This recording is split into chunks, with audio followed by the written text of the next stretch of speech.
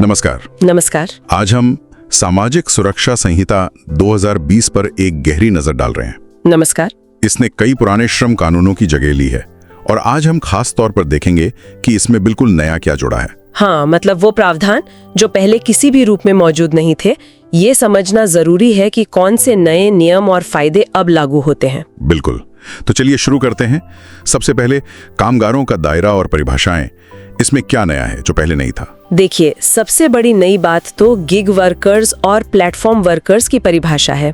हाँ, ये तो बिल्कुल नया कॉन्सेप्ट है कानून में। जी, इनको पहली बार कानूनी तौर पर परिभाषित किया गया है और इनके लिए सामाजिक सुरक्षा योजनाओं का रास्ता खोला गया है। ये पहले था ही नहीं। और असंगठित श्रमिकों के लिए भी कुछ नया है। परिभाषा तो खैर पहले भी थी, लेकिन अब इन सभी के लिए, मतलब गिग, प्लेटफॉर्म और असंगठित श्रमिकों के लिए आधार आधारित पंजीकरण को अनिवार्य करने का प्रावधान है। अच्छा, ये अनिवार्यता नहीं है। हाँ, ये लिंकेज और अनिवार्यता नई चीज है ताकि योजनाएं उन तक पहुंचे। और एक वो वेतन की समान परिभाषा की बात थी। जी, सभी 4 लेबर कोड्स में वेतन की एक स्टैंडर्ड परिभाषा लागू करना, ये अपने आप में एक नया कदम है। ठीक है। प्रशासनिक स्तर पर क्या नया है? व्यवसायों के लिए वो एकल इलेक्ट्रॉनिक पंजीकरण की सुविधा। हाँ, वो बशर्ते वो पहले से किसी केंद्रीय श्रम कानून में पंजीकृत ना हो। ये प्रक्रिया को सरल बनाने की एक नई कोशिश है। और वो एम्प्लॉयमेंट एक्सचेंज का नाम बदला है। हाँ, अब वो करियर सेंटर कहलाएंगे। ये नाम और शायद फंक्शन में भी कुछ नयापन लाने की कोशिश है। और इंस्पेक्टर वाली भूमिका में भी तो बदलाव है। बिल्कुल, अब वो इंस्पेक्टर कम फैसिलिटेटर है। ये सिर्फ नाम नहीं, भूमिका में बदलाव है। मतलब अब सिर्फ जांच नहीं करेंगे? नहीं, अब सलाह और मार्गदर्शन भी देंगे। ये फैसिलिटेटर वाली भूमिका नहीं है। और एक और नई बात, अभियोजन से पहले नियोक्ता को लिखित में मौका मिलेगा गलती सुधारने का। अच्छा, अगर वो 3 साल में वही गलती ना दोहराएं। जी बिल्कुल, ये भी एक नया प्रावधान है। चलिए अब कुछ खास योजनाओं पे आते हैं। ईएसआई में क्या बिल्कुल नया है? ईएसआई का दायरा बहुत बढ़ाया गया है। पहला, अब ये पूरे देश में लागू होगा, सिर्फ नोटिफाइड एरिया में नहीं। ये तो बड़ा चेंज है। हाँ, दूसरा, खतरनाक काम वाले प्रतिष्ठानों पर अगर एक भी कर्मचारी है तो भी ईएसआई लागू होगा। ये भी नया है। ओके। और तीसरा, 10 से कम कर्मचारियों वाले प्रतिष्ठानों के लिए स्वैच्छिक कवरेज का विकल्प भी पहली बार दिया गया है। और आधार वाला पंजीकरण? हाँ, ईएसआई के लिए नए कर्मचारियों का आधार आधारित पंजीकरण भी अनिवार्य किया गया है। ये नया है। ठीक है। और ईपीएफ में अपील प्रक्रिया में क्या नया है? अपील से पहले जमा की जाने वाली राशि को 75% से घटाकर 25% कर दिया गया है। अच्छा, ये काफी कम कर दिया। हाँ, ये नया है। ओके। और ईपीएफ और ईएसआई दोनों में ही कर्मचारियों के लिए स्वैच्छिक रूप से शामिल होने या बाहर निकलने का विकल्प भी एक नई सुविधा है। ये ऑप्शन पहले नहीं था? नहीं, ये नया ऑप्शन दिया गया है। अब आते हैं कर्मचारी मुआवजे पर। इसमें क्या नया है? इसमें 2 बहुत महत्वपूर्ण नई बातें हैं। एक तो काम पर आने जाने के दौरान हुई दुर्घटना को भी रोजगार के दौरान हुई दुर्घटना माना जाएगा अगर लिंक साबित हो। ये तो बिल्कुल नया है। हाँ जी। और दूसरा, मृत्यु या स्थायी विकलांगता की स्थिति में मुआवजे की कोई ऊपरी सीमा नहीं होगी। ये लिमिट हटा दी गई है। ये भी बड़ा कदम है। और वो अंतिम संस्कार सहायता राशि? हाँ, उसे भी काफी बढ़ाया गया है। अब वो 15,000 रुपए है, जो पहले बहुत कम थी। ये राशि भी नई निर्धारित की गई है। मातृत्व लाभ में क्रेज को लेकर कुछ नया? हाँ, कॉमन क्रेज का प्रावधान नया है। कॉमन क्रेज मतलब कई प्रतिष्ठान मिलकर या किसी बाहरी एजेंसी के जरिए एक साझा क्रेज सुविधा दे सकते हैं।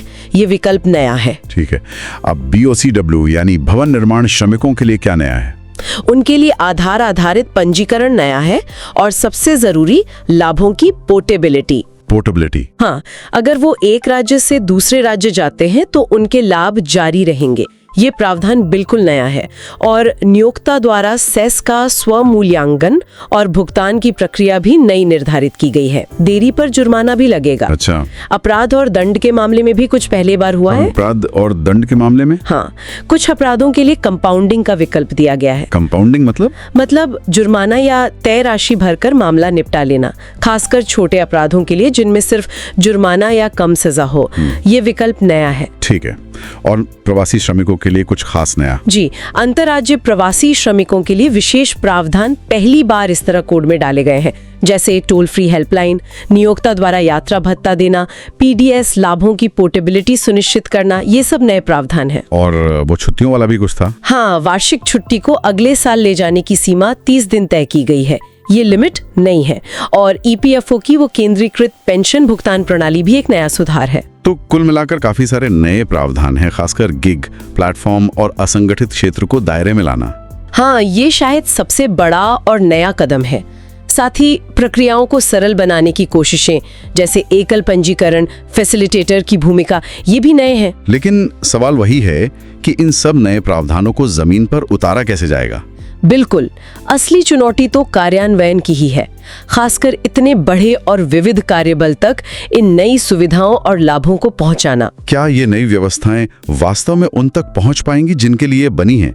ये देखने वाली बात होगी। हाँ, और एक सवाल ये भी है कि ये जो मानकीकरण की कोशिश है, क्या वो गिग इकोनॉमी जैसे नए और तेजी से बदलते क्षेत्रों की स्पेसिफिक जरूरतों को पूरी तरह एड्रेस कर पाएगी? इस पर आगे भी हमें नजर रखनी होगी। आज हम सोशल सिक्योरिटी कोड 2020 पर बात कर रहे हैं, लेकिन थोड़ा मुख्तलिफ अंदाज से। देखें, इस कानून ने कई पुराने लेबर लॉज को इकट्ठा तो किया है, मगर हम आज सिर्फ उन नई चीजों पर फोकस करेंगे जो इस कोड में पहली बार आई हैं, यानी वो रूल्स जो पहले थे ही नहीं। हमारे पास जो लीगल एनालिसिस और बिल समरीज हैं, उनसे हम यही समझने की कोशिश करेंगे कि भाई इस कोड में बिल्कुल नया क्या है। मकसद इन नई तब्दीलियों को समझना है जो वर्कर्स और एम्प्लॉयर्स दोनों के लिए अहम है। तो चलें शुरू करते हैं।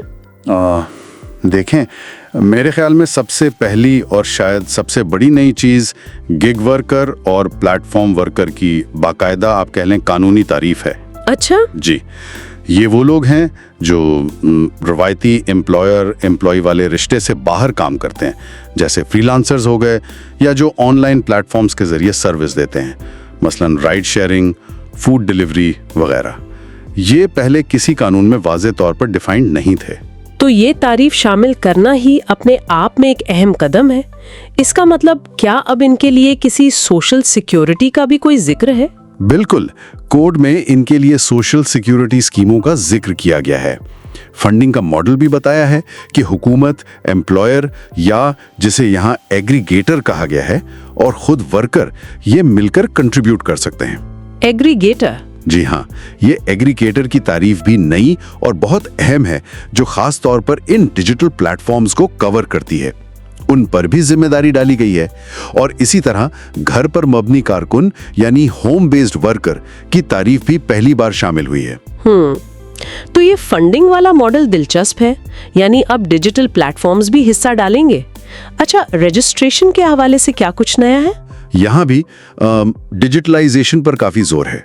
जो गैर मुनज़्ज़म शोबे के कारकुन हैं, गिग वर्कर्स, प्लेटफॉर्म वर्कर्स, उन सब के लिए आधार की बुनियाद पर ऑनलाइन रजिस्ट्रेशन लाजमी की गई है ताकि वो सोशल सिक्योरिटी बेनिफिट्स ले सकें।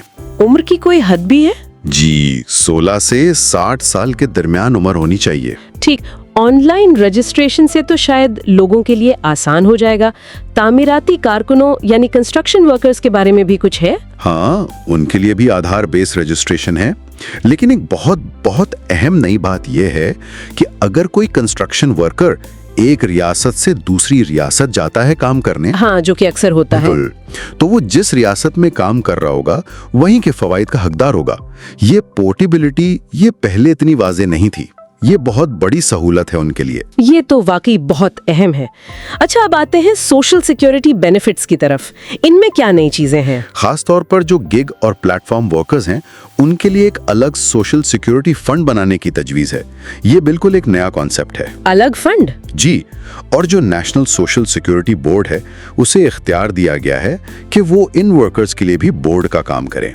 ये एक तरह से उनकी मुनफरिद हैसियत को तस्लीम करना है। यानी उन्हें पुराने सिस्टम में फिट करने के बजाय उनके लिए एक नया स्ट्रक्चर सोचा गया है।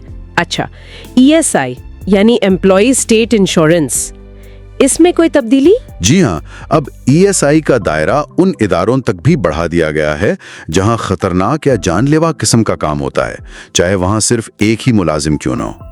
ये शर्त पहले नहीं थी। सिर्फ एक मुलाजिम पर भी? जी, और एक और चीज कि जिन इदारों में मुलाजमीन कम हैं, वो भी अब अपनी मर्जी से यानी रजाकाराना तौर पर ईएसआई का हिस्सा बन सकते हैं। शर्त यह है कि एम्प्लॉयर और ज्यादातर मुलाजमीन राजी हों। ये लचक पहले नहीं थी। ठीक है। और एम्प्लॉय कॉम्पनसेशन यानी मुलाजिमीन के मुआवजे के कानून में? इसमें दो बड़ी नई बातें हैं। एक तो ये कि काम पर आने जाने के दौरान यानी सफर के दौरान। अच्छा, कम्यूट के दौरान? जी, कम्यूट के दौरान, तो उसे भी अब मुलाजमत के दौरान होने वाला हादसा माना जा सकता है, बशर्त ये कि ये साबित हो कि हादसे और मुलाजमत में कोई ताल्लुक था। अच्छा। और दूसरी बात, अगर खुदा नख्वास्ता मौत हो जाए या मुस्तकिल माजूरी, तो जो मुआवजा मिलता था उसकी कोई बालाई हद यानी मैक्सिमम लिमिट अब नहीं रखी गई। वो लिमिट खत्म कर दी गई है। ओह, मुआवजे की हद खत्म करना और सफर को शामिल करना, ये तो वर्कर्स के लिए काफी बड़ी राहत है। मैटरनिटी बेनिफिट में क्या नया है? यहाँ एक मुश्तरका क्रेच सहूलत यानी कॉमन क्रेच फैसिलिटी का नया आइडिया है। यानी अब कई अदारे मिलकर एक मुश्तरका क्रेच की सहूलत दे सकते हैं। अच्छा, यानी हर एक को अपना अलग बनाने की जरूरत नहीं? बिल्कुल। इससे खास तौर पर छोटी कंपनियों को आसानी होगी, जिनके लिए शायद अलग से इंतजाम करना मुश्किल था। पहले तो एक खास तादाद में खवातीन मुलाजमीन होने पर यह लाजिम था। और हाँ, मेडिकल बोनस की जो ज्यादा से ज्यादा रकम थी, उसकी हद भी खत्म कर दी गई है। ये मुश्तरका क्रेच वाला आइडिया तो काफी प्रैक्टिकल लगता है, खास तौर पर छोटी ऑर्गेनाइजेशंस के लिए। चलें अब जरा कंप्लायंस और इन्फोर्समेंट की बात करते हैं। यहाँ क्या नया है? यहाँ भी एक अहम तब्दीली है। जो इंस्पेक्टर का रोल था, उसे बदलकर इंस्पेक्टर कम फैसिलिटेटर कर दिया गया है। इंस्पेक्टर कम फैसिलिटेटर, इसका क्या मतलब? मतलब ये कि उनका काम सिर्फ इंस्पेक्शन करना या गलतियां पकड़ना नहीं होगा, बल्कि एम्प्लॉयर्स और एम्प्लॉइज को कानून पर अमल करने में मदद देना, मशवरा देना भी होगा। ये एक तरह से माइंडसेट शिफ्ट है, सजा से ज्यादा सहूलतकारी पर फोकस। तो उम्मीद है कि इंस्पेक्टर का रवैया अब ज्यादा मददगार होगा। ये तो अच्छी बात है। और सजाओं के हवाले से? पहली बार कुछ खास किस्म के जुर्म जिन पर सिर्फ जुर्माना होता है, उनके लिए कंपाउंडिंग ऑफ ऑफेंसेस का ऑप्शन दिया गया है। कंपाउंडिंग यानी एम्प्लॉयर जुर्माना अदा करके मामला खत्म कर सकता है। लंबी चौड़ी कानूनी कार्रवाई में जाने की जरूरत नहीं। यूं समझें कि एक तरह का सेटलमेंट ऑप्शन है। अच्छा, तो कुछ गलतियों को अदालत जाए बगैर ठीक किया जा सकता है? जी बिल्कुल। और एक और नई चीज, अगर कोई खिलाफ वर्जी होती है तो कानूनी कार्रवाई शुरू करने से पहले इंस्पेक्टर कम फैसिलिटेटर को एम्प्लॉयर को तहरीरी तौर पर एक मौका देना होगा कि वो इस खिलाफ वर्जी को ठीक कर ले। ये तो एक तरह से वार्निंग हुई। जी, लेकिन शर्त यह है कि वही गलती पिछले 3 साल में दोबारा ना की गई हो। अगर बार बार हो रही है तो फिर ये मौका नहीं मिलेगा। ये भी कंप्लायंस को बेहतर बनाने का एक नया तरीका है। तो खुलासा करें तो ये सोशल सिक्योरिटी कोड 2020 सिर्फ पुराने कवानीन का मजमुआ नहीं है। इसमें वाकई कई नई चीजें हैं। गिग और प्लेटफॉर्म वर्कर्स जैसे नए मौशी कारकुनों को शामिल करना, रजिस्ट्रेशन को डिजिटल बनाना, फवायद में नई चीजें शामिल करना जैसे कम्यूट का कवर, और कंप्लायंस के निज़ाम को थोड़ा सहूलतकार बनाना। बिल्कुल, ये वाज़ेह तौर पर सोशल सिक्योरिटी के दायरे को आज की जो बदलती हुई काम की दुनिया है उसके मुताबिक ढालने की एक संजीदा कोशिश नजर आती है। लेकिन असल सवाल जो मेरे जहन में भी है वो ये है कि इन नई शुकों का खासतौर पर गिग और प्लेटफॉर्म वर्कर से मुतालिक अमली निफाज, उनका इम्प्लीमेंटेशन कितना मौसर होगा। ये एक बड़ा चैलेंज होगा। जी, क्या ये वाकई उन लाखों करोड़ों कारकुनों तक हकीकी सोशल सिक्योरिटी पहुंचा पाएगा जिन्हें अब तक इस दायरे से बाहर रखा गया था? ये देखना होगा कि ज़मीनी हकाइक पर ये कानून कितना असरअंदाज होता है। इस पर यकीनन आगे बात होती रही। सत श्री अकाल। ਅੱਜ ਆਪਾਂ ਗੱਲ ਕਰਾਂਗੇ ਕੋਡ ਔਨ ਸੋਸ਼ਲ ਸਿਕਿਉਰਿਟੀ 2020 ਦੀ। ਅੱਛਾ, ਇਹਦੇ ਵਿੱਚ ਨਾ ਕਈ ਪੁਰਾਣੇ ਕਾਨੂੰਨ ਇਕੱਠੇ ਕੀਤੇ ਗਏ ਨੇ, ਪਰ ਆਪਾਂ ਦੇਖਣਾ ਹੈ ਕਿ ਨਵਾਂ ਕੀ ਆਇਆ ਹੈ, ਬਿਲਕੁਲ ਫਰੈਸ਼। हाँ जी बिल्कुल, क्योंकि सिर्फ इकट्ठा करना मकसद नहीं सी, कई चीज़ां बिल्कुल नवे सिरे तो शामिल कीतियां गईयां ने ਜਿਹੜੀਆਂ ਪਹਿਲਾਂ मतलब पीएफ एक्ट या ग्रेचुटी एक्ट वगैरह ਚ ਨਹੀਂ ਸੀਗੀਆਂ। ਸਹੀ ਗੱਲ ਹੈ। ਤਾਂ ਸਭ ਤੋਂ ਪਹਿਲਾਂ ਪਰਿਭਾਸ਼ਾਵਾਂ ਤੋਂ ਸ਼ੁਰੂ ਕਰੀਏ। ਸੁਣਿਆ ਸੀ ਕਿ ਕੁਝ ਨਵੇਂ ਤਰ੍ਹਾਂ ਦੇ ਵਰਕਰਾਂ ਨੂੰ ਪਹਿਲੀ ਵਾਰੀ ਕਾਨੂੰਨੀ ਪਹਿਚਾਨ ਮਿਲੀ ਹੈ। हाँ जी, ਇਹ ਬਹੁਤ ਵੱਡਾ ਬਦਲਾਅ ਹੈ। ਪਹਿਲੀ ਵਾਰ ਜਿਵੇਂ ਗਿਗ ਵਰਕਰ ਹੋਗੇ ਜਾਂ ਪਲੇਟਫਾਰਮ ਵਰਕਰ, ਜਿਵੇਂ ਇਹ ਡਿਲੀਵਰੀ ਵਾਲੇ ਜਾਂ ਕੈਬ ਵਾਲੇ। ਹਾਂ ਉਹੀ, ਤੇ ਨਾਲ ਹੀ ਘਰ ਤੋਂ ਕੰਮ ਕਰਨ ਵਾਲੇ ਵਰਕਰ, ਇਹਨਾਂ ਸਾਰਿਆਂ ਨੂੰ ਨਾ ਹੁਣ ਪਰਿਭਾਸ਼ਿਤ ਕੀਤਾ ਗਿਆ ਹੈ। ਪਹਿਲਾਂ ਇਹਨਾਂ ਦਾ ਕੋਈ ਜ਼ਿਕਰ ਨਹੀਂ ਸੀ ਕਾਨੂੰਨ 'ਚ ਸਿੱਧੇ ਤੌਰ ਤੇ ਅਸੰਗਠਿਤ ਕਾਮੇ ਦੀ ਪਰਿਭਾਸ਼ਾ ਵੀ ਥੋੜੀ ਹੋਰ ਖੋਲ ਦਿੱਤੀ ਹੈ। ਅੱਛਾ, ਤੇ ਤਨਖਾਹ ਦੀ ਪਰਿਭਾਸ਼ਾ ਦਾ ਕੀ ਹੋਇਆ? ਉਹ ਵੀ ਬਦਲੀ ਹੈ। ਹਾਂ, ਉਹਨੂੰ ਕੋਡ ਔਨ ਵੇਜਸ 2019 ਵਾਲੀ ਪਰਿਭਾਸ਼ਾ ਨਾਲ ਮਿਲਾ ਦਿੱਤਾ ਗਿਆ। ਮਤਲਬ ਇੱਕੋ ਜਿਹੇ ਰਹੇ ਸਾਰੇ ਕੋਡਸ ਵਿੱਚ। ਤੇ ਇੱਕ ਹੋਰ ਚੀਜ਼, ਰੋਜ਼ਗਾਰ ਐਕਸਚੇਂਜ ਹੁਣ ਕੈਰੀਅਰ ਸੈਂਟਰ ਬਣ ਗਏ ਨੇ। ਇਹ ਸਿਰਫ ਨਾਮ ਬਦਲਿਆ ਜਾਂ ਕੁਝ ਹੋਰ ਵੀ ਹੈ? ਨਹੀਂ, ਨਾਂ ਦੇ ਨਾਲ ਕੰਮ ਵੀ ਜੁੜਿਆ। ਪਹਿਲਾਂ ਵਾਲੇ ਐਕਟ ਦੇ ਮੁਕਾਬਲੇ ਹੁਣ ਇਹ ਜ਼ਰੂਰੀ ਕਰ ਦਿੱਤਾ ਗਿਆ ਕਿ ਕੰਪਨੀਆਂ ਆਪਣੀਆਂ ਸਾਰੀਆਂ ਖਾਲੀ ਨੌਕਰੀਆਂ ਬਾਰੇ ਇਹਨਾਂ ਸੈਂਟਰਾਂ ਨੂੰ ਦੱਸਣ। ਇਹ ਪਹਿਲਾਂ ਇੰਨਾ ਸਖਤ ਨਹੀਂ ਸੀ। ਅੱਛਾ, ਇਹ ਵੀ ਨਵਾਂ ਹੈ। ਤੇ ਅੰਤਰਰਾਜੀ ਪ੍ਰਵਾਸੀ ਕਾਮੇ ਦੀ ਪਰਿਭਾਸ਼ਾ ਵੀ ਥੋੜੀ ਵਧਾਈ ਗਈ ਹੈ ਨਾ? ਹਾਂਜੀ, ਉਹਦਾ ਦਾਇਰਾ ਵੀ ਥੋੜਾ ਜਿਹਾ ਵਧਾਇਆ ਗਿਆ। ਠੀਕ ਹੈ, ਹੁਣ ਕਵਰੇਜ ਤੇ ਆਉਂਦੇ ਆ। ESI ਯਾਨੀ ਕਰਮਚਾਰੀ ਰਾਜ ਬੀਮਾ, ਇਹਦੇ ਵਿੱਚ ਕੀ ਵੱਡਾ ਫਰਕ ਪਿਆ ਹੈ? ਇੱਥੇ ਬਹੁਤ ਵੱਡਾ ਫਰਕ ਹੈ। ਪਹਿਲਾਂ ESI ਕੁਝ ਖਾਸ ਇਲਾਕਿਆਂ ਜਾਂ ਸਰਕਾਰ ਵੱਲੋਂ ਦੱਸੀਆਂ ਫੈਕਟਰੀਆਂ ਤੇ ਹੀ ਲਾਗੂ ਹੁੰਦਾ ਸੀ। ਹੁਣ ਇਹ ਕਹਿ ਦਿੱਤਾ ਗਿਆ ਕਿ ਜਿੱਥੇ ਵੀ 10 ਜਾਂ ਵੱਧ ਬੰਦੇ ਕੰਮ ਕਰਦੇ ਨੇ ਉੱਥੇ ਲਾਗੂ ਹੋਵੇਗਾ ਪੂਰੇ ਦੇਸ਼ 'ਚ। ਅੱਛਾ, ਮਤਲਬ ਯੂਨੀਵਰਸਲ ਜਿਹਾ ਕਰ ਦਿੱਤਾ? ਹਾਂ, ਕਾਫੀ ਹੱਦ ਤੱਕ। ਤੇ ਜੇ ਕੰਮ ਖਤਰਨਾਕ ਕਿਸਮ ਦਾ ਹੈ ਫਿਰ ਤਾਂ 10 ਵਾਲੀ ਸ਼ਰਤ ਵੀ ਨਹੀਂ। ਤੇ ਇੱਕ ਹੋਰ ਨਵੀਂ ਗੱਲ, ਜੇ 10 ਤੋਂ ਘੱਟ ਵਰਕਰ ਵੀ ਨੇ ਉਹ ਆਪਣੀ ਮਰਜ਼ੀ ਨਾਲ ESI 'ਚ ਆ ਸਕਦੇ ਨੇ। ਇਹ ਆਪਸ਼ਨ ਪਹਿਲਾਂ ਨਹੀਂ ਸੀ। ਇਹ ਤਾਂ ਕਾਫੀ ਵੱਡਾ ਕਦਮ ਹੈ। ਅੱਛਾ, ਤੇ ਫਿਕਸਡ ਟਰਮ ਵਾਲੇ ਕਾਮਿਆਂ ਲਈ ਗ੍ਰੈਚੁਇਟੀ ਦਾ ਕੀ ਨਵਾਂ ਸਿਸਟਮ ਬਣਿਆ ਹੈ? ਇਹ ਬਿਲਕੁਲ ਨਵੀਂ ਚੀਜ਼ ਹੈ। ਪਹਿਲਾਂ ਤਾਂ 5 ਸਾਲ ਪੂਰੇ ਕਰਨੇ ਪੈਂਦੇ ਸੀ, ਹੈ ਨਾ? ਹਾਂਜੀ, ਲਗਾਤਾਰ 5 ਸਾਲ। ਹੁਣ ਜੇ ਕੋਈ ਬੰਦਾ ਫਿਕਸ ਟਰਮ ਤੇ ਹੈ, ਭਾਵੇਂ ਸਾਲ ਲਈ ਹੋਵੇ, ਉਹਨੂੰ ਉਸ ਸਾਲ ਦੇ ਹਿਸਾਬ ਨਾਲ ਮਤਲਬ ਪ੍ਰੋ ਰੇਟਾ ਬੇਸਿਸ ਤੇ ਗ੍ਰੈਚੁਇਟੀ ਮਿਲੇਗੀ। 5 ਸਾਲ ਦੀ ਸ਼ਰਤ ਇਹਨਾਂ ਤੇ ਲਾਗੂ ਨਹੀਂ ਹੋਵੇਗੀ। ਵਾਹ, ਇਹ ਤਾਂ ਬਹੁਤ ਸਾਰੇ ਠੇਕੇ ਵਾਲੇ ਕਾਮਿਆਂ ਲਈ ਚੰਗੀ ਖਬਰ ਹੈ। ਬਿਲਕੁਲ। ਤੇ ਕਰਮਚਾਰੀ ਮੁਆਵਜ਼ੇ 'ਚ ਵੀ 2 ਨਵੀਆਂ ਗੱਲਾਂ ਆਈਆਂ ਨੇ। ਅੱਛਾ, ਉਹ ਕੀ ਨੇ? ਇੱਕ ਤਾਂ ਜੇ ਕੰਮ ਤੇ ਆਉਂਦੇ ਜਾਂਦੇ ਸਮੇਂ ਐਕਸੀਡੈਂਟ ਹੁੰਦਾ ਹੈ, ਉਹਨੂੰ ਵੀ ਹੁਣ ਕੰਮ ਦੌਰਾਨ ਹੋਇਆ ਹਾਦਸਾ ਮੰਨਿਆ ਜਾਵੇਗਾ। ਇਹ ਪਹਿਲਾਂ ਵਾਲੇ 1930 ਐਕਟ 'ਚ ਇੰਨਾ ਸਪਸ਼ਟ ਨਹੀਂ ਸੀ। ਇਹ ਬਹੁਤ ਜ਼ਰੂਰੀ ਸੀ। ਹਾਂਜੀ। ਤੇ ਦੂਜਾ, ਜੇ ਮੌਤ ਹੋ ਜਾਂਦੀ ਹੈ ਜਾਂ ਕੋਈ ਪੱਕੀ ਅਪੰਗਤਾ ਆ ਜਾਂਦੀ ਹੈ ਤਾਂ ਮੁਆਵਜ਼ੇ ਦੀ ਜਿਹੜੀ ਉੱਪਰਲੀ ਲਿਮਿਟ ਹੁੰਦੀ ਸੀ ਉਹ ਹਟਾ ਦਿੱਤੀ ਗਈ ਹੈ। ਉਹ ਤਾਂ ਹੁਣ ਕੋਈ ਲਿਮਿਟ ਨਹੀਂ ਰਹੀ? ਨਹੀਂ, ਕੋਈ ਲਿਮਿਟ ਨਹੀਂ। ਤੇ ਜਿਹੜੇ ਕੰਸਟਰਕਸ਼ਨ ਵਰਕਰ ਨੇ BOCW ਵਾਲੇ, ਉਹਨਾਂ ਲਈ ਵੀ 10 ਵਰਕਰਾਂ ਦੀ ਸ਼ਰਤ ਤੇ 50 ਲੱਖ ਤੋਂ ਉੱਪਰ ਦੇ ਨਿੱਜੀ ਘਰਾਂ ਦੇ ਪ੍ਰੋਜੈਕਟਾਂ ਨੂੰ ਛੋਟ, ਇਹ ਨਵੇਂ ਨਿਯਮ ਨੇ। ਠੀਕ ਹੈ। ਹੁਣ ਸਭ ਤੋਂ ਵੱਡਾ ਸਵਾਲ, ਇਹ ਜਿਹੜੇ ਨਵੇਂ ਵਰਕਰ ਆਏ ਨੇ ਗਿਗ ਤੇ ਪਲੇਟਫਾਰਮ ਵਾਲੇ, ਇਹਨਾਂ ਦੀ ਸੋਸ਼ਲ ਸਿਕਿਉਰਿਟੀ ਲਈ ਪੈਸਾ ਕਿੱਥੋਂ ਆਊਗਾ? ਕੋਈ ਨਵਾਂ ਫੰਡ ਵਗੈਰਾ ਬਣਿਆ? ਹਾਂਜੀ, ਬਿਲਕੁਲ। ਇਹੀ ਇਸ ਕੋਡ ਦੀ ਸ਼ਾਇਦ ਸਭ ਤੋਂ ਖਾਸ ਗੱਲ ਹੈ। ਇੱਕ ਸਪੈਸ਼ਲ ਸਮਾਜਿਕ ਸੁਰੱਖਿਆ ਫੰਡ ਬਣਾਉਣ ਦੀ ਤਜਵੀਜ਼ ਹੈ, ਖਾਸ ਇਹਨਾਂ ਗਿਗ ਤੇ ਪਲੇਟਫਾਰਮ ਵਰਕਰਾਂ ਲਈ। ਅੱਛਾ, ਤੇ ਇਹ ਚੱਲੇਗਾ ਕਿਵੇਂ? ਇਹ ਕੇਂਦਰ ਸਰਕਾਰ ਚਲਾਏਗੀ ਤੇ ਪੈਸਾ ਆਏਗਾ ਕੇਂਦਰ ਤੋਂ, ਰਾਜ ਸਰਕਾਰਾਂ ਤੋਂ ਤੇ ਸਭ ਤੋਂ ਅਹਿਮ ਉਹਨਾਂ ਕੰਪਨੀਆਂ ਤੋਂ ਜਿਨ੍ਹਾਂ ਨੂੰ ਐਗਰੀਗੇਟਰ ਕਿਹਾ ਗਿਆ ਹੈ। ਯਾਨੀ ਜਿਵੇਂ ਉਹ ਫੂਡ ਡਿਲੀਵਰੀ ਜਾਂ ਕੈਬ ਐਪਸ? ਬਿਲਕੁਲ। ਉਹਨਾਂ ਨੂੰ ਆਪਣੇ ਸਾਲਾਨਾ ਟਰਨਓਵਰ ਦਾ 1 ਤੋਂ 2% ਇਸ ਫੰਡ ਵਿੱਚ ਦੇਣਾ ਪੈ ਸਕਦਾ ਹੈ। ਕੁੱਲ ਯੋਗਦਾਨ 5% ਤੋਂ ਵੱਧ ਨਹੀਂ ਹੋਵੇਗਾ, ਸਾਰੇ ਐਗਰੀਗੇਟਰਾਂ ਦਾ ਮਿਲਾ ਕੇ। ਇਹ ਇੱਕ ਵੱਡਾ ਸਿਧਾਂਤਿਕ ਬਦਲਾਵ ਹੈ। ਇਹ ਤਾਂ ਬਿਲਕੁਲ ਨਵੀਂ ਜ਼ਿੰਮੇਵਾਰੀ ਪਾਈ ਗਈ ਹੈ ਉਹਨਾਂ ਤੇ। ਅੱਛਾ, ਇਸ ਤੋਂ ਇਲਾਵਾ PF ਜਾਂ ਪੈਨਸ਼ਨ 'ਚ ਕੋਈ ਨਵਾਂ ਬਦਲਾਅ? ਹਾਂ, ਇੱਕ ਲਚਕਤਾ ਦਿੱਤੀ ਗਈ ਹੈ ਸਰਕਾਰ ਨੂੰ। ਉਹ ਚਾਹੇ ਤਾਂ ਮਾਲਿਕ ਦੇ PF ਯੋਗਦਾਨ ਦਾ ਵੱਡਾ ਹਿੱਸਾ ਪੈਨਸ਼ਨ ਸਕੀਮ ਵੱਲ ਪਾਉਣ ਲਈ ਕਹਿ ਸਕਦੀ ਹੈ, ਖਾਸ ਕਰਕੇ ਜੇ ਕੋਈ ਵੱਧ ਪੈਨਸ਼ਨ ਲੈਣਾ ਚਾਹੁੰਦਾ ਹੋਵੇ। ਅੱਛਾ, ਹਾਇਰ ਪੈਨਸ਼ਨ ਆਪਸ਼ਨ ਵਾਲਿਆਂ ਲਈ। ਹਾਂਜੀ। ਤੇ ਇੱਕ ਹੋਰ ਨਵੀਂ ਗੱਲ, ਜੇ ਕੋਈ ਮਹਾਮਾਰੀ ਆ ਜਾਂਦੀ ਹੈ, ਜਿਵੇਂ ਕੋਵਿਡ ਆਇਆ ਸੀ ਜਾਂ ਕੋਈ ਹੋਰ ਰਾਸ਼ਟਰੀ ਆਫਤ, ਤਾਂ ਸਰਕਾਰ ਕੋਲ ਹੁਣੇ ਪਾਵਰ ਹੈ ਕਿ ਉਹ PF ਤੇ ESI ਦੇ ਯੋਗਦਾਨ ਨੂੰ 3 ਮਹੀਨੇ ਤੱਕ ਰੋਕ ਸਕਦੀ ਹੈ ਜਾਂ ਘਟਾ ਸਕਦੀ ਹੈ। ਇਹ ਵੀ ਕੋਵਿਡ ਤੋਂ ਸਿੱਖਿਆ ਲੱਗਦੀ ਹੈ। ਪੈਸੇ ਦੀ ਵਸੂਲੀ ਵਗੈਰਾ ਬਾਰੇ ਵੀ ਕੁਝ ਨਵਾਂ ਹੈ? ਹਾਂ, ਜੇ ਕਿਸੇ ਕੰਪਨੀ ਨੇ PF ਜਾਂ ESI ਦੇ ਪੈਸੇ ਦੇਣੇ ਨੇ ਤਾਂ ਉਹ ਬਕਾਇਆ ਹੁਣ ਕੰਪਨੀ ਦੀ ਜਾਇਦਾਦ ਤੇ ਪਹਿਲਾ ਚਾਰਜ ਮੰਨਿਆ ਜਾਵੇਗਾ।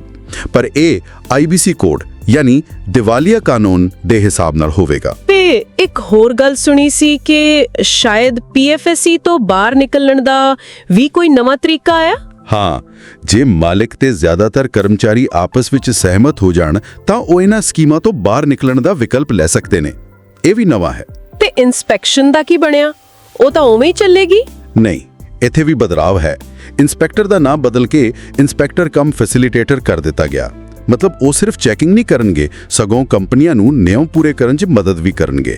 ਅੱਛਾ, ਮਤਲਬ ਥੋੜੀ ਸਲਾਹ ਮਸ਼ਵਰੇ ਵਾਲੀ ਪਹੁੰਚ। ਜੇ ਕੋਈ ਗਲਤੀ ਹੋ ਜਾਵੇ ਫਿਰ? ਹਾਂ, ਤੇ ਜੇ ਕੋਈ ਉਲੰਘਣਾ ਪਹਿਲੀ ਵਾਰੀ ਹੋਈ ਹੈ, ਮਤਲਬ ਪਿਛਲੇ 3 ਸਾਲਾਂ 'ਚ ਉਹੀ ਗਲਤੀ ਨਹੀਂ ਕੀਤੀ, ਤਾਂ ਕਾਰਵਾਈ ਤੋਂ ਪਹਿਲਾਂ ਕੰਪਨੀ ਨੂੰ ਮੌਕਾ ਦਿੱਤਾ ਜਾਵੇਗਾ ਕਿ ਉਹ ਠੀਕ ਕਰ ਲਵੇ। ਇਹ ਵੀ ਨਵਾਂ ਤਰੀਕਾ ਹੈ ਤੇ ਜੁਰਮਾਨੇ ਵਗੈਰਾ ਜੁਰਮਾਨੇ ਵਧਾ ਦਿੱਤੇ ਗਏ ਨੇ ਕਾਫੀ ਜ਼ਿਆਦਾ, ਪਰ ਨਾਲ ਹੀ ਕੁਝ ਛੋਟੇ ਅਪਰਾਧ ਜਿੱਥੇ ਸਿਰਫ ਜੁਰਮਾਨਾ ਲੱਗਣਾ ਹੁੰਦਾ ਹੈ ਜਾਂ ਸਾਲ ਤੱਕ ਦੀ ਕੈਦ, ਉਹਨਾਂ ਨੂੰ ਨਿਪਟਾਰੇ ਕੰਪਾਊਂਡਿੰਗ ਰਾਹੀਂ ਮਤਲਬ ਆਪਸੀ ਸਹਿਮਤੀ ਨਾਲ ਹੱਲ ਕਰਨ ਦਾ ਨਵਾਂ ਵਿਕਲਪ ਦਿੱਤਾ ਗਿਆ ਹੈ। ਇਹ ਪਹਿਲਾਂ ਇੰਨਾ ਆਮ ਨਹੀਂ ਸੀ। ਸਹੀ। ਤੇ ਅਖੀਰ ਵਿੱਚ ਉਹ ਜਿਹੜੇ ਡਰਾਫਟ ਨਿਯਮ ਆਏ ਸੀ ਉਹਨਾਂ ਵਿੱਚ ਕ੍ਰੈਸ਼ ਬਾਰੇ ਕੀ ਨਵਾਂ ਸੀ? ਹਾਂ, ਪਹਿਲਾਂ ਸੀ ਕਿ ਜਿੱਥੇ 50 ਤੋਂ ਵੱਧ ਕੁੱਲ ਵਰਕਰ ਹੋਣ ਉੱਥੇ ਕ੍ਰੈਸ਼ ਜ਼ਰੂਰੀ ਸੀ। ਹੁਣ ਡਰਾਫਟ ਨਿਯਮ ਕਹਿੰਦੇ ਨੇ ਕਿ ਜਿੱਥੇ 50 ਜਾਂ ਵੱਧ ਮਹਿਲਾ ਕਰਮਚਾਰੀ ਹੋਣ ਉੱਥੇ ਲਾਜ਼ਮੀ ਹੋਵੇਗਾ। ਅੱਛਾ, ਸਿਰਫ ਮਹਿਲਾ ਕਰਮਚਾਰੀਆਂ ਦੀ ਗਿਣਤੀ ਤੇ? ਹਾਂਜੀ, ਪਰ ਇਹਦੇ ਵਿੱਚ ਕੁਝ ਸਵਾਲ ਨੇ, ਜਿਵੇਂ ਟੁਕਵੀਂ ਦੂਰੀ ਕੀ ਹੋਵੇਗੀ ਜਾਂ ਜਿਹੜੀਆਂ ਔਰਤਾਂ ਘਰੋਂ ਕੰਮ ਕਰਦੀਆਂ ਨੇ ਉਹਨਾਂ ਲਈ ਇਹ ਕਿਵੇਂ ਕੰਮ ਕਰੇਗਾ। ਇੱਕ ਹੋਰ ਨਵੀਂ ਗੱਲ, ਪੀਐਫ ਦੀ ਅਪੀਲ ਕਰਨੀ ਹੋਵੇ ਤਾਂ ਪਹਿਲਾਂ 75% ਪੈਸਾ ਜਮ੍ਹਾਂ ਕਰਾਉਣਾ ਪੈਂਦਾ ਸੀ, ਹੁਣ ਉਹ ਘਟਾ ਕੇ 25% ਕਰ ਦਿੱਤਾ ਗਿਆ ਹੈ। ਠੀਕ ਹੈ, ਤਾਂ ਕੁੱਲ ਮਿਲਾ ਕੇ ਇਸ ਕੋਡ ਨੇ ਦਾਇਰਾ ਵਧਾਇਆ, ਨਵੇਂ ਵਰਕਰਾਂ ਨੂੰ ਲਿਆਂਦਾ, ਖਾਸ ਕਰਕੇ ਗਿਗ ਤੇ ਪਲੇਟਫਾਰਮ ਵਾਲਿਆਂ ਲਈ ਨਵਾਂ ਫੰਡ ਬਣਾਇਆ, ਫਿਕਸ ਟਰਮ ਵਾਲਿਆਂ ਨੂੰ ਗ੍ਰੈਜੂਟੀ ਦਿੱਤੀ ਤੇ ਇਨਸਪੈਕਸ਼ਨ ਦਾ ਤਰੀਕਾ ਥੋੜਾ ਬਦਲਿਆ। ਕਿ ਇਹ ਚੀਜ਼ਾਂ, ਖਾਸ ਕਰਕੇ ਉਹ ਨਵਾਂ ਫੰਡ ਜ਼ਮੀਨੀ ਪੱਧਰ ਤੇ ਕਿੰਨਾ ਕੁ ਕੰਮ ਕਰਦਾ ਹੈ, ਕਿਉਂਕਿ ਗਿਗ ਵਰਕਰਾਂ ਦਾ ਕੰਮ ਬੜਾ ਅਲੱਗ ਕਿਸਮ ਦਾ ਹੈ, ਰਵਾਇਤੀ ਨੌਕਰੀ ਵਰਗਾ ਨਹੀਂ। ਇਹਨਾਂ ਨਿਯਮਾਂ ਨੂੰ ਸਹੀ ਤਰੀਕੇ ਨਾਲ ਲਾਗੂ ਕਰਨਾ ਇਹੀ ਅਸਲ ਚੁਣੌਤੀ ਹੋਵੇਗੀ। ਇਸ ਦਾ ਅਸਰ ਤਾਂ ਹੁਣ ਸਮਾਂ ਹੀ ਦੱਸੇਗਾ। Welcome to the deep dive. We take the sources you send us, articles, reports, all sorts, and we pull out the key insights to get you informed quickly and thoroughly. And today we're tackling a really big one. India's Code on Social Security 2020. It's this huge effort to consolidate and, well, change the game on labor laws around Social Security. Exactly. And your mission for us, based on the material you shared, is very specific this time. Figure out what's actually new in this 2020 code. We need to sift through it and separate the brand new stuff from rules that were already there in, the 9 previous acts it replaces. Yeah, things like EPF, ESI, gratuity, maternity benefit. The list goes on. It's easy to get lost in the legal fog, so the goal here is to pinpoint those fresh provisions and what they mean. Right, so we'll be your guides, pulling out the important bits so you can understand the new landscape envisioned by the 2020 code, at least according to the sources provided. Let's dive in. Okay, where should we start? Maybe with who's covered, because the sources really flag some big expansions there. Good idea. Who is now under this code that wasn't clearly before? Well, the headline news really is the explicit recognition and inclusion of gig workers and platform workers. These terms just weren't in the old laws. Ah, right. The freelancers, the app-based workers, so common now. The sources define gig workers as, outside the usual employer-employee thing, and platform workers doing services via online platforms, and unorganized workers too. Exactly. Them too. They're all brought into a more formal structure. And what's really new here is that these workers can register on a government portal, often it's Aadhaar-based, to access Social Security. And I saw something about contributions for gig workers. Yes, that's another completely new part. Companies using gig workers actually have to pay a monthly contribution towards their Social Security. That's a direct new obligation on those businesses. Wow, okay. That's significant. What about fixed-term employees, people on contracts? Another key group with this specific new provision. They are now eligible for gratuity. Now, gratuity existed, but the new trigger is the expiration of their fixed-term employment. So not just the old triggers like retirement or resignation for permanent staff. Just the contract ending is enough. Precisely. That's the new bit. It means if your contract finishes after a certain period, you qualify for gratuity, which wasn't the standard before for fixed-term roles ending naturally. That plugs a gap, doesn't it? Okay, let's talk ESI health insurance benefits. What's the change in scope there? Big expansion. The new code says ESI applies to every establishment with 10 or more persons other than seasonal factories. Every establishment? That sounds very different from the old act, which was more limited to specific notified industries, right? Absolutely. It's a much broader application now. Plus, places with hazardous work are covered regardless of size. And another new thing, employers with fewer than 10 workers can choose voluntary coverage under ESI if most employees agree. That option didn't exist. Feels like a push towards wider, almost universal access where feasible. The sources also mention clearer definitions for construction workers. Why is that specifically new or important? Yeah, the code provides much more detailed definitions of building or other construction work and the workers themselves.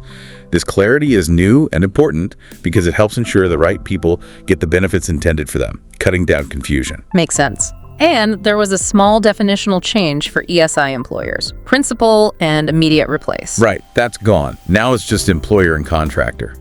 It might seem minor, but simplifying these terms is new and aims to make responsibility clearer, especially with subcontracting. The definition of employer itself is also newly expanded, explicitly covering contractors, legal reps of deceased employers, heads of departments, MDs, basically whoever has ultimate control.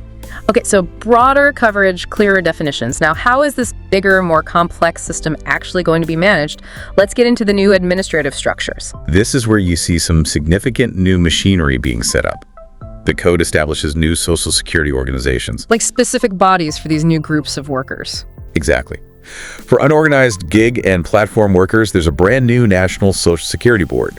Its job is to recommend schemes, monitor them, advise the government, handle record keeping, a dedicated body. And the state building workers' welfare boards. They existed, but their role is formalized now. Yes, they're now formally integrated into this unified structure to manage the Construction Workers Welfare Fund.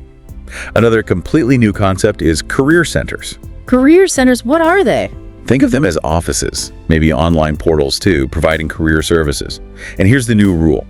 Establishments must report their vacancies to these centers before they fill the position.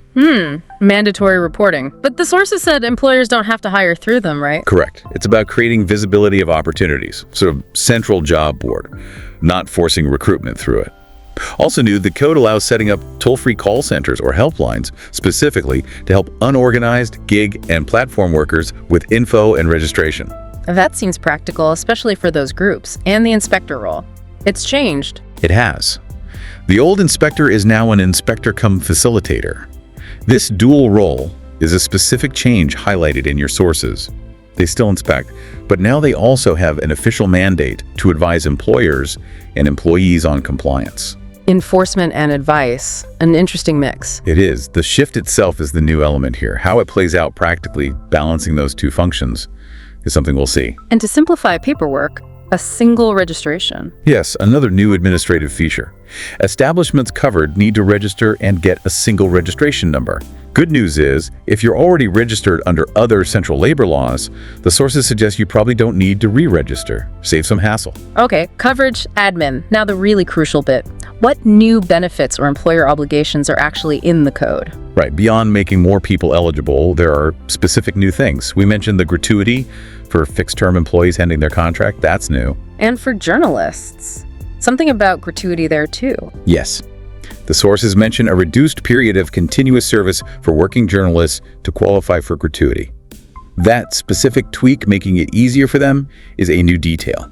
Anything new under the ESI scheme, benefit-wise? One specific new provision pointed out is the payment of cash benefit to a nominated person under ESI. That ability to nominate someone for that specific benefit wasn't framed this way before. And there was one benefit flagged as completely new, not in any previous law. Ah, yes, the excessive sickness benefit. The sources highlight this as a unique addition. It means extra benefits if a worker gets sick because of, say, unsanitary conditions at work or in provided housing, specifically due to the owner's negligence. That direct link is new. That puts more onus on employers for workplace conditions. Now, maternity benefits existed, but were there new aspects mentioned? The sources suggest potential enhancements. While details might be in the rules, they point to things like possibly extended paid leave periods, maybe improved cash benefits, and aiming for full coverage of maternity health care, including checkups and emergencies. These seem like potential new levels of support building on the old act. And a new requirement about creches? Yes, definitely new. Establishments with 50 or more women employees now must provide a creche facility. The draft rules apparently say it should be within the premises or at an appropriate distance, even for remote workers. Though, as you picked up, that term appropriate distance is noted as a bit vague, potentially a new challenge in itself. Looking broadly, there seems to be a new level of future-proofing built in. That's a good way to put it. The government gets new, broad powers to frame schemes not just for the named groups, but also for self-employed workers or any other class of persons. Huge flexibility. And another novel thing for funding schemes for unorganized, gig, and platform workers. Money can come from the government, contributions, and corporate social responsibility, CSR funds. CSR funds for Social Security. That's definitely a new angle. It is, highlighted as a new potential funding stream. Oh, and the sources also list a medical bonus as being defined as an important benefit under the code, perhaps giving it new prominence or clarity. Okay, shifting to construction workers, again, new rules about the cess. Yes, two specific new things mentioned for the construction cess. First, employers now explicitly face interest on cess not paid on time. Second, they have to pay based on self-assessment within 60 days, or as notified, of finishing the work. That self-assessment process is a procedural change. And one more new obligation for employers regarding gratuity. A big one, yes. Employers, except government ones, now have a new mandate to obtain insurance for their liability for gratuity payment, as prescribed by the government. This is meant to newly guarantee the funds are there for employees. Right, let's move on to compliance and enforcement. The sources flagged a really significant new time limit. This is crucial. The code introduces a 5-year limitation period for initiating inquiries and determining dues for EPF and ESI contributions. Which, as the sources note, is new relief for employers compared to the old system where there was basically no time limit, right? Exactly. No more indefinite look-back periods. It creates certainty for employers, but also means issues need spotting within 5 years. Also new in the process. Before prosecuting an employer, the inspector-cum-facilitator generally has to give them a prior written opportunity to comply, unless it's a repeat offense within 3 years. So a formal warning shot first, unless they're a repeat offender. That's new. Yes. Alongside this, the code brings enhanced penalties for violations compared to the older laws, and it introduces the option for compounding of offenses. Compounding, what's that mean practically? Is that new? Yes, it's a new mechanism here. It means minor offenses can potentially be settled by paying a fine 50% of the max fine for fine-only offenses, 75% if jail time up to a year was possible, instead of going through prosecution. Can be done before or after prosecution starts, but generally not for repeat offenses within 3 years. A new way to resolve smaller issues faster. What about recovering dues if they are finalized? Once a recovery officer gets the certificate, the employer generally can't dispute the amount anymore. But, and this is new flexibility, the authorized officer can withdraw or correct the certificate and crucially grant the employer time to pay, pausing the recovery. Okay. And there's that major new power for the government, very relevant lately. Absolutely. Clearly a response to recent events. The central government gets the new power to defer or reduce employer or employee contributions, or both, for EPF or ESI, for up to 3 months at a time across all or parts of India, specifically during a pandemic, endemic, or national disaster. That's completely new. A new emergency lever. And if a business changes hands. New explicit rule. If an establishment is transferred, the original employer and the new one are jointly and severally liable for dues up to the transfer date. Makes responsibility clear. And finally, a new protection for the money itself. Yes, a very important new safeguard. The code explicitly states that money in an employee's PF, ESI, gratuity, compensation, or building worker fund cannot be assigned, charged, or attached by any court order for any other debt the employee might have. Protects their Social Security funds specifically. Okay, beyond those big areas, the sources pulled out a few other specific new provisions. They did. For instance, the ESIC gets new powers. It can now establish and run medical education institutions, colleges, training centers. The sources suggest this might involve service bonds for students. ESIC can run these alone or partner up. So ESIC potentially training its own future doctors and staff, and partnering on hospitals too. Yes, also new. ESIC can make agreements with local authorities or even private bodies to commission and run ESI hospitals via third parties. More options for healthcare delivery. And state governments can newly share costs if ESIC takes over providing medical benefits in that state. And a new procedural change regarding courts. A key one for ESI disputes. The code explicitly removes civil court jurisdiction for certain specific ESI-related questions. These now go exclusively to new specialized bodies, medical boards, appeal tribunals, or the employee's insurance court. Streamlining disputes into special channels. And something about the Limitation Act. A technical but new clarification. Sections 5 and 12 of the Limitation Act 1963 about time limits and delays will now explicitly apply to appeals under the code's relevant chapters. And a new rule about payments during appeals. Yes. If the corporation appeals an EI court order, the court can withhold payment. And if the High Court directs it, the EI court must withhold payment pending the appeal. That's a specific new procedural point. Lastly, some new tweaks under employee compensation. A few new things there. The competent authority gets new power to hear a claim even if notice was late or the claim wasn't filed on time if there was sufficient cause. Adds flexibility. Also new.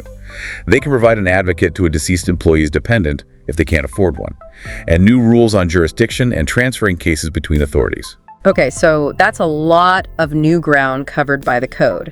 But the sources also pointed out areas where things are still, well, a bit fuzzy, waiting on rules. Absolutely, that came through clearly. For example, how exactly establishments over 100 employees maintain a separate PF if they agree to it. The code allows it, but the manner needs rules. Same for how misuse of benefits is determined, needs clarification. And that creche rule we mentioned, needing to be accessible for home workers but not defining appropriate distance. That's a new rule, creating a potential new ambiguity. Precisely. And then there's the Aadhaar point raised in one source. The code mandates using the Aadhaar number for registration, benefits, etc. This source questioned, and we're just reporting their analysis here, whether making Aadhaar compulsory for things like PF and gratuity. Which aren't solely government handouts, but employer-employee funded. Right, whether that aligns with Supreme Court rulings on Aadhaar's mandatory use, particularly when it's not coming solely from the Consolidated Fund of India. It's presented as a legal point for consideration based on the code's new requirements. And one final specific change noted between old and new draft rules. Yeah, regarding the construction cess. A source highlighted that under the old rules, trade unions could file complaints about violations. Under the new draft rules, apparently they cannot. That's a specific procedural change in who can initiate enforcement, flagged as new in the comparison. Wow.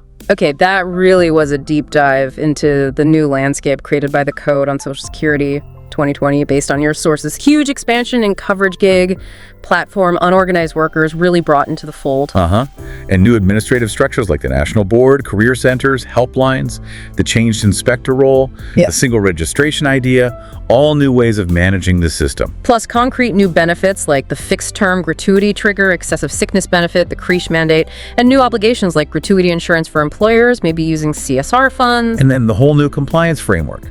The 5-year limit, the warning before prosecution compounding, the crisis contribution deferral power, joint liability on transfer, protecting funds from attachment. Lots of new rules there. It's undeniably a massive overhaul, consolidating laws but adding significant new protections and processes. Though, as we saw, some key details are still emerging in the rules and need watching. So for you listening, whether you're an employee figuring out what applies, an employer adjusting to new duties, or just tracking India's changing work landscape, understanding these new elements is really going to be crucial. And here's a final thought to leave you with, building on that flexibility point. The code explicitly lets the government create schemes for any other class of persons. With work changing so fast, more remote work, AI impacting jobs, new types of freelancing emerging, what other groups might eventually need specific coverage under this code, and how will our very idea of Social Security have to evolve to keep up? Something to ponder.